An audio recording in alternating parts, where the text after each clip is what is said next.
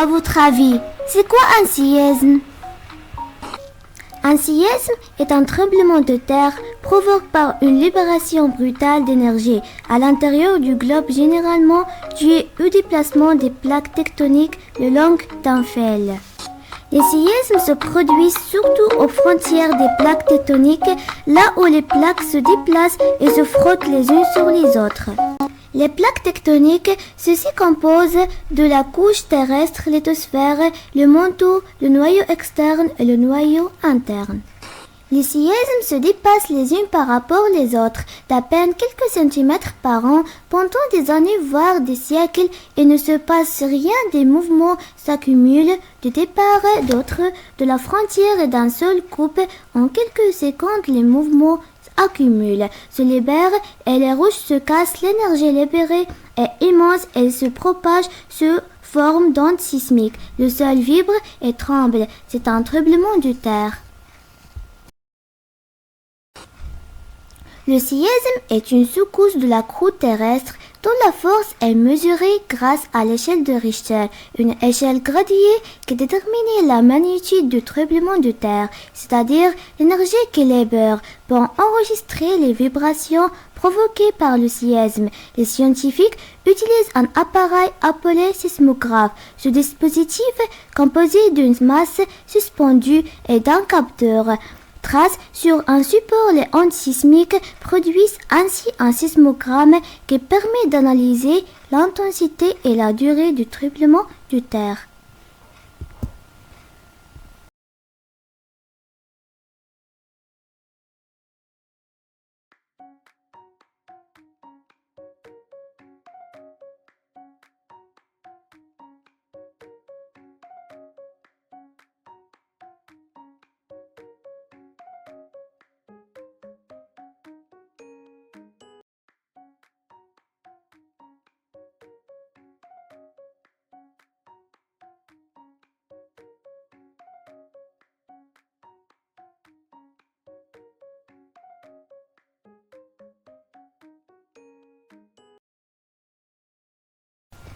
L'échelle de Richter permet de connaître la force d'un tremblement de terre.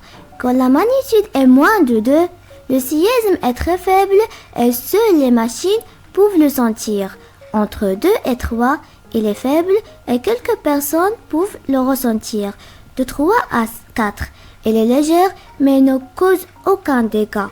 Entre 4 et 5, le séisme est modéré et peut seulement faire bouger des objets. De 5 à 6, il devient assez fort et peut abîmer des bâtiments fragiles. De 6 à 7, il est fort et peut causer beaucoup de dégâts. Entre 7 et 8, il devient très fort et peut détruire de grandes zones. Enfin, à 8 ou plus, il est très dangereux et peut détruire presque toute une région.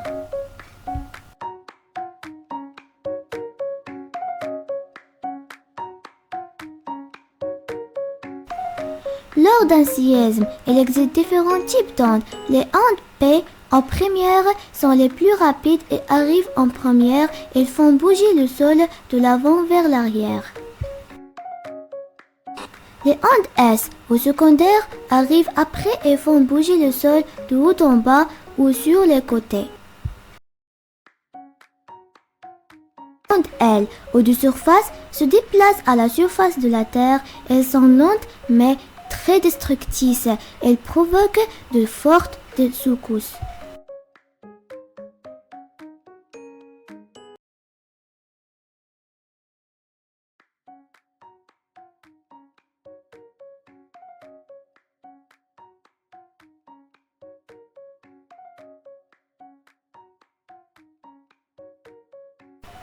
Les ondes P sont rapides, passent dans les solides et liquides et font bouger le sol dans le sens de propagation.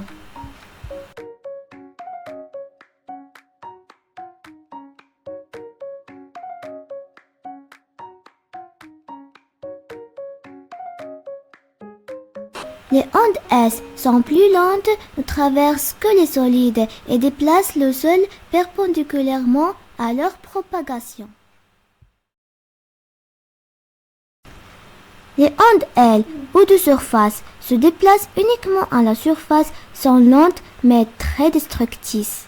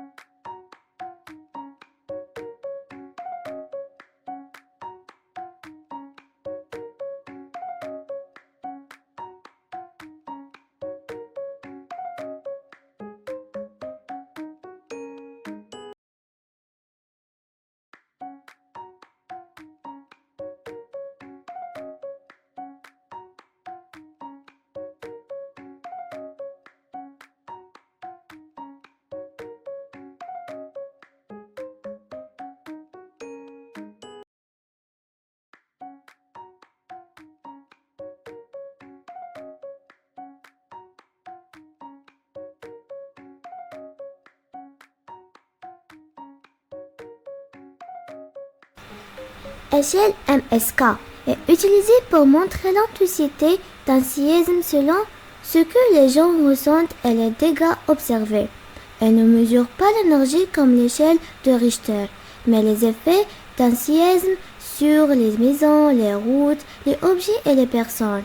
L'échelle va de 1 à 12.